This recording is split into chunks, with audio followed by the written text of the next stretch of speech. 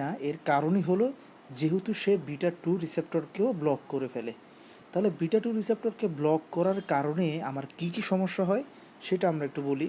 যেমন এক নম্বর কথা যদি বলতে চাই যে তোমার হার্টের মেইন দরকারটা কি আমার করোনারি সার্কুলেশন। মনে করো এটা একটা coronary blood vessels. Coronary blood ভেসেলসের উপরে অন্যান্য ব্লাড ভেসেলসের চাইতে, এই কথাটা আমি আগেও আমার লেকচারগুলোতে বলেছি, বিটা টু রিসেপ্টরের সংখ্যা বেশি। এবং এই বিটা টু রিসেপ্টরটা আমরা জানি বিটা টু রিসেপ্টর জিএস মেকানিজমে ভাস্কুলার স্মুথ মাসেল সেলে সাইক্লিন এএমপি বাড়ায় এবং সে তোমার কী করে ভ্যাসো ডাইলেটেশন করে through smooth muscle relaxation. That means beta two রিসেপ্টরটা যখন অ্যাক্টিভ হবে তখন সে এই করোনারি ভেসেলের কী করবে, করোনারি ভ্যাসো ডাইলেটেশন করবে, ফলে করোনারি ব্লাড ফ্লো আমার বাড়বে। তাহলে তুমি যদি কাউকে নন সিলেক্টিভ বিটা ব্লকার দাও তাহলে এই যে বিটা টু রিসেপ্টরের যে অ্যাডভান্টেজ একটা হাউসকিপিং ফাংশন সেটা ব্লক হয়ে যাচ্ছে। ব্লক হয়ে গেলে এখানে এই যে করোনারি ব্লাড ফ্লো বাড়ছিল সেটা করোনারি ব্লাড ফ্লো কমে যাবে। এটাকে কি বলে, এই কথাটাকে দেখবা ডেভিডসনে লেখা আছে, ইট প্রভোক্স দ্য করোনারি ভ্যাসো স্পাজম। তাহলে এখানে কি হবে, এখানে হবে যে তোমার করোনারি ভ্যাসো স্পাজম। হ্যাঁ, ওকে। তাহলে একটা ডিসঅ্যাডভান্টেজ তুমি পাচ্ছ যে করোনারি ব্লাড ফ্লো কমে যাচ্ছে, ফাইন। এখন আসো 2 নাম্বার কথায় আসি, যে এই যে বিটা টু রিসেপ্টর এটার আরেকটা ইম্পর্ট্যান্ট, তার লোকেশন হচ্ছে কোথায়, লিভারে, আমাদের লিভারে। লিভারের কোথায় আরও যদি ভেঙে বলি, হ্যাপাটোসাইট। এই হ্যাপাটোসাইটের মধ্যে তোমার কি থাকে, বিটা টু রিসেপ্টর। এবং এই বিটা টু রিসেপ্টরটা এখানে কি করে, আমাদের এই লিভারের মধ্যে যে স্টোরড গ্লাইকোজেন থাকে ওই গ্লাইকোজেন থেকে সে গ্লাইকোজেনোলাইসিস করে। গ্লাইকোজেনোলাইসিস। তাহলে গ্লাইকোজেনোলাইসিস করলে কি হবে, গ্লাইকোজেনোলাইসিস করলে গ্লুকোজ তৈরি হবে 6 6 12 6। ফলে লিভার থেকে প্রচুর পরিমাণে গ্লুকোজ এসে কোথায় ঢুকবে, আমার সিস্টেমিক সার্কুলেশনে। এটা কখন হয়, এই জিনিসটা আমার জন্য একটা প্রোটেক্টিভ মেকানিজম। কখন, কোনো একজন ডায়াবেটিক পেশেন্ট যখন হাইপোগ্লাইসেমিয়াতে চলে যায়, মনে করো কোনো কারণে তার হাইপোগ্লাইসেমিয়া হচ্ছে, হ্যাঁ, ইনসুলিন বেশি নিচ্ছে অথবা প্রপারলি খায় নাই, তখন লিভারে এই হাইপোগ্লাইসেমিয়াটাকে প্রিভেন্ট করার জন্যে তার মধ্যে জমা থাকা গ্লাইকোজেনকে গ্লাইকোজেনোলাইসিস করে ভেঙে ভেঙে সে এই হাইপোগ্লাইসেমিয়াটাকে প্রোটেক্ট করার ট্রাই করে যাতে হাইপোগ্লাইসেমিয়া না হয়। তাহলে তুমি যদি এখানেও নন সিলেক্টিভ বিটা ব্লকার দিয়ে লিভারের এই বিটা টু রিসেপ্টর ব্লক করে দাও তাহলে একজন ডায়াবেটিস মেলাইটাস পেশেন্টের হাইপোগ্লাইসেমিয়াতে চলে যাওয়ার টেন্ডেন্সি বা প্রবাবিলিটি বা চান্স বেড়ে যাবে। তাহলে এটা আরেকটা ডিসঅ্যাডভান্টেজ। এখন আসো আরেকটা ডিসঅ্যাডভান্টেজ যেটা আমাদের আরেকজন মেম্বার বললেন, এক্স্যাক্টলি সেটাই, যে মনে করো পেরিফেরাল যে ব্লাড ভেসেলস সেখানের মধ্যেও তোমার কী থাকে, বিটা টু রিসেপ্টর থাকে এবং প্রচুর পরিমাণে আলফা ওয়ান রিসেপ্টর থাকে। আমরা জানি ব্লাড ভেসেলসে আলফা ওয়ান রিসেপ্টরের সংখ্যা অনেক বেশি in comparison to beta two.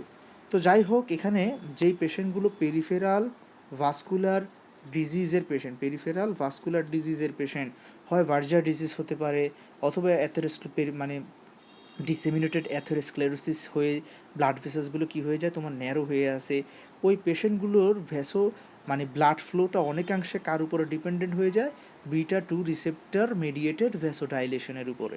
That means এই বিটা টু রিসেপ্টরটা এপিনেফ্রিন, নরএপিনেফ্রিন, যদিও নরএপিনেফ্রিন বিটা টু এর উপর তেমন একটা বসে না, অ্যাকচুয়ালি এটা এই এপিনেফ্রিনই এই কাজটা করে থাকে। এই এপিনেফ্রিন বসে বসে আমাদের এই যত সকল পেরিফেরাল আর্টারিওলসগুলো আছে তাদেরকে সে বিটা টু মেডিয়েটেড কী করে, ভ্যাসোডাইলেশন করে।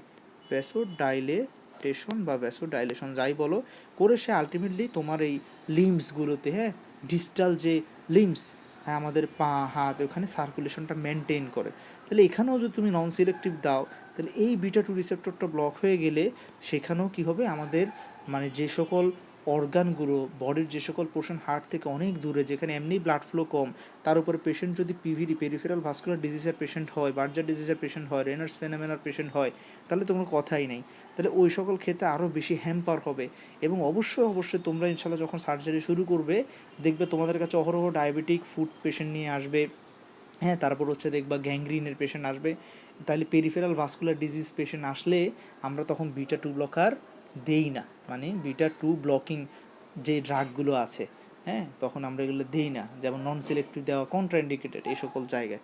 কেন? তার কারণ হচ্ছে বিটা টু মেডিয়েটেড ভ্যাসোডাইলেটেশন হতে দেয় না। ঠিক আছে, তাহলে এই আরেকটা ডিসঅ্যাডভান্টেজ তোমাকে বললাম, একটা করোনারি ভ্যাসো কনস্ট্রিকশন করে, পেরিফেরাল ভ্যাসোডাইলেটেশন হতে দেয় না, হ্যাঁ, তারপর হচ্ছে লিভারে গ্লাইকোজেনোলাইসিস হতে দেয় না। এই তিনটা জিনিস হচ্ছে মেজর ইস্যু, এই তিনটা ঘটনাই হচ্ছে খুব খারাপ।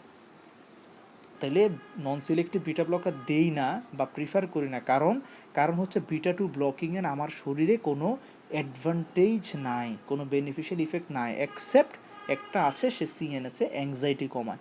এখন অ্যাংজাইটি কমানোর আমার আরও অনেক ওয়ে আছে, আরও অনেক ড্রাগ আছে, আমি কেন বেহুদা এই জিনিসটা নিব? ঠিক আছে, আরও ভাইটাল যে ইস্যু, আমি এখন যে কথাগুলো বলছি এগুলো অ্যাটিপিক্যাল কথা বলছি। কেন? কারণ আমরা সবাই বিটা টু ব্লকিং বললে আমাদের মাথায় আসে ব্রঙ্কো কনস্ট্রিকশন, এটা তোমরা সবাই জানো, এই কারণে আমি এগুলো বললাম। আর সবচেয়ে ক্লিনিক্যালি যেটা তোমরা জানো, ব্রঙ্কিয়াল স্মুথ মাসেল, মনে করো এটা একটা ব্রঙ্কাস। তো ব্রঙ্কিয়াল স্মুথ মাসেলে কী হয় জানো? ব্রঙ্কিয়াল স্মুথ মাসেলের, এটা আমি একটা লেকচার নিয়েছিলাম, মনে করো সিম্পলি এখন একটু বলি, দুই পাশে দুইটা রিসেপ্টর রাখো, তাহলে দুই পাশে যদি দুইটা রিসেপ্টর রাখি, তাহলে এই রিসেপ্টরটাকে তুমি মনে করো M3। ব্রঙ্কিয়াল স্মুথ মাসেলে দুইটা মেজর রিসেপ্টর হচ্ছে, একটা মাস্কারেনিক M3 আর আরেকটা হচ্ছে অ্যাড্রেনার্জিক বিটা টু। ক্লিয়ার? এই M3 যেটা, এই M3টা GQ মেকানিজমে করতে চায় কি? Broncho constriction. কী করতে চায়? ব্রঙ্কো কনস্ট্রিকশন, মানে ব্রঙ্কাসটাকে কী করে ফেলবে সে? ন্যারো করে ফেলবে, চিকন করে ফেলবে। ফলে কী হবে? ব্রেথলেসনেস হবে, হুইজিং হবে, ডিস্ট্রেস হবে, ডিসপনিয়া হবে। হ্যাঁ, আর বিটা টু যেটা, এই বিটা টু রিসেপ্টর যেটা, বিটা টু রিসেপ্টরটা জিএস মেকানিজমে সে কী করে? Broncho dilation. ফলে আমার কি হবে? একটু মানে আমার কি হবে? আমার অ্যালভিওলাইগুলোতে এয়ার ফ্লো বাড়বে, ডিস্ট্রেস কমে যাবে। তাহলে beta two receptor is a protector receptors for bronchial smooth muscle to maintain the proper air flow towards the alveoli. Clear? তাহলে তুমি যদি এখানেও নন সিলেক্টিভ বিটা ব্লকার দাও, সে কী করবে? এই ব্রঙ্কিয়াল স্মুথ মাসেলের বিটা টু রিসেপ্টরটাকে ব্লক করবে, ফলে এই যে প্রোটেক্টিভ একটা মেকানিজম ব্রঙ্কোডাইলেশন, সেটা হবে না। তাহলে সেটা না হলে, তাহলে দেখো এখন বিটা টু রিসেপ্টরকে তুমি ব্লক করে রাখছো, তাহলে এখন কে আপার হ্যান্ড নিয়ে নিবে? M3 রিসেপ্টরগুলো। ফলে তখন কি হয়ে যাবে? Broncho constriction. বুঝিও, মনে করো তোমার ডান হাতকে কেউ টানছে, তোমার বাম হাতকেও আরেকজন টানছে। এখন যেই মাত্র তোমার ডান হাত টানা বন্ধ করে দিব, তুমি কোন দিকে ঝুঁকে পড়বে? বাম দিকে ঝুঁকে পড়বে। ঠিক একইভাবে তোমার যখনই তুমি ব্রঙ্কিয়াল স্মুথ মাসেলের বিটা টুকে তুমি ব্লক করে ফেলবা, সাথে সাথে তোমার M3 রিসেপ্টর আপার হ্যান্ড নিয়ে ব্রঙ্কো কনস্ট্রিকশন করে, অ্যাজমা পেশেন্টের ক্ষেত্রে বিশেষ করে, যখন যেই পেশেন্টগুলো যেমন উইন্টার সিজনে, হ্যাঁ, তারপর হচ্ছে অ্যালার্জিক ডাস্ট এক্সপোজারে, তাদের এই অ্যাজমা রিয়াকশনগুলো বেড়ে যাবে। ক্লিয়ার? ওইখানে দেখবা যদি কোনো অ্যাজমাটিক প্রবলেম শুরু হয়, অথবা অ্যাজমার প্রবলেমটা প্রভোক করে, অথবা অ্যাজমা অ্যাটাক ফ্রিকুয়েন্সি বেড়ে যায়, তখন আমরা অবশ্যই নন সিলেক্টিভ বিটা ব্লকার মাস্ট বন্ধ করে দেবো। ইভেন সিলেক্টিভ বিটা ব্লকারও তখন নিষেধ করা হয়, হ্যারিসনে এই কথাটা লেখা আছে। আশা করি তোমার আনসারটা পেয়েছো। Thank you everyone.